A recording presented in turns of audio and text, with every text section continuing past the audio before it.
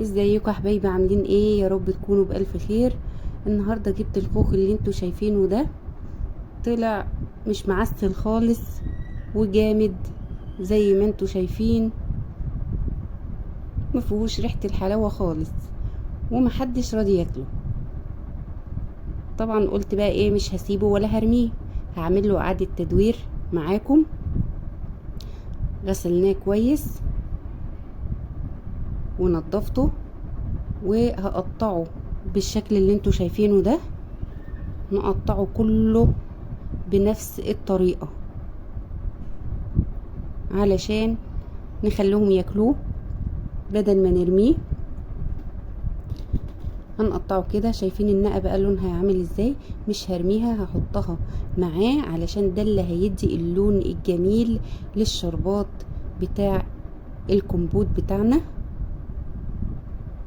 هنقطعه بنفس الطريقة. شوفوا جامد ازاي، يعني حتى السكينة مش قادرة عليه.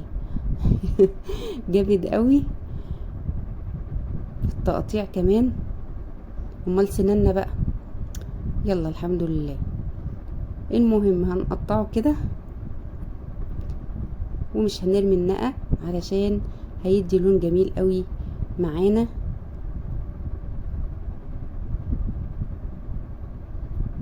هنخلص الكمية كلها وهنجيب اهو خلصناها. هنجيب بقى حلة فيها مية وهنحط فيها السكر. ما تصورش، مش عارفة ليه. وهنحطها على النار يتسلق اهو. بدأ يغلي معانا اهو، حطيناه على النار يتسلق زي ما انتوا شايفين. هنسيبه حوالي ربع ساعة تلت ساعة لما يتسلق خالص ويبقى بالشكل اللي انتوا شايفينه ده. اتسلق اهو ما شاء الله. شايفين لون المية عامل ازاي يا جماعة؟ لون الشربات بتاع الخوخ.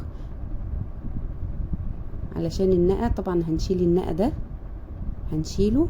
هو هتلاقي كله تحت في الحلة من تحت. هنحطه بقى يسقع في التلاجة. سقع زي ما انتوا شايفين اهو. والمية ديت طعمها روعة في الحر الجميل اللي احنا فيه دوت. يطري على قلبنا بطعمه الجميل. وهنصبه بقى في كاسات، في كوبايات، في اطباق، اللي انتوا عايزينه واللي موجود استعملوه، مش هيقول لا.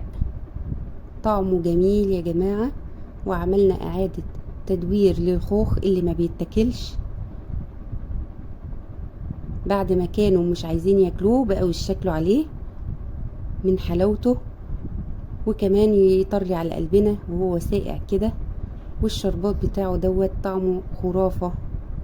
عملنا كومبوت الخوخ بطريقة سهلة جدا ولذيذة وطعمه جميل.